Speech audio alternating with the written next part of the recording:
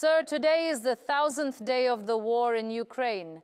Russia is advancing on the front line, launching a full-scale invasion.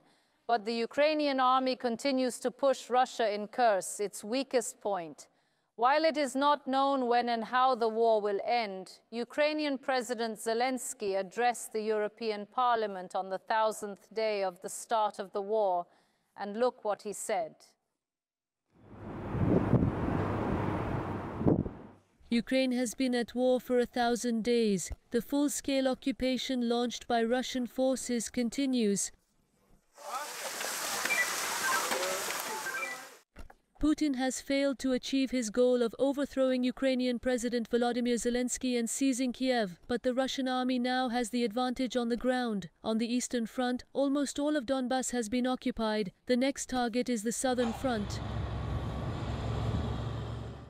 While Ukraine continues to defend its front line, it also wants to consolidate its presence in the Russian city of Kursk, which it occupied.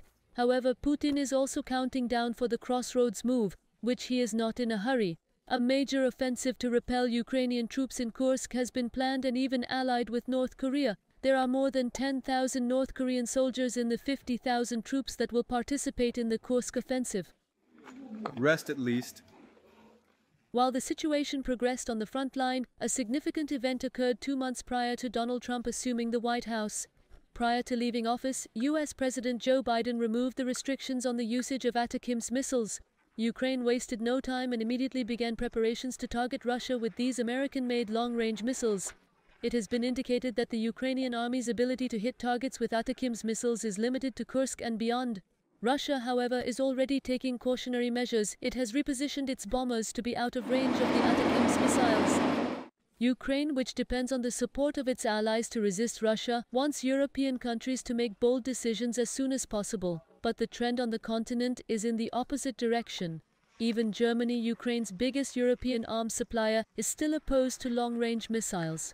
Addressing the European Parliament on the 1,000th day of the war, Ukrainian leader Zelensky criticized German Chancellor Scholz without naming names. He reacted to the fact that Scholz spoke to Putin on the phone after 2 years. Let's do it.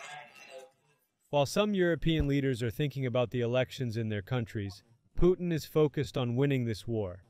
Putin will not stop by himself. Zelensky's address to the European Parliament received a standing ovation, but not all MEPs were there. 25 MEPs from the German far-right AfD party did not attend the session while Zelensky was speaking.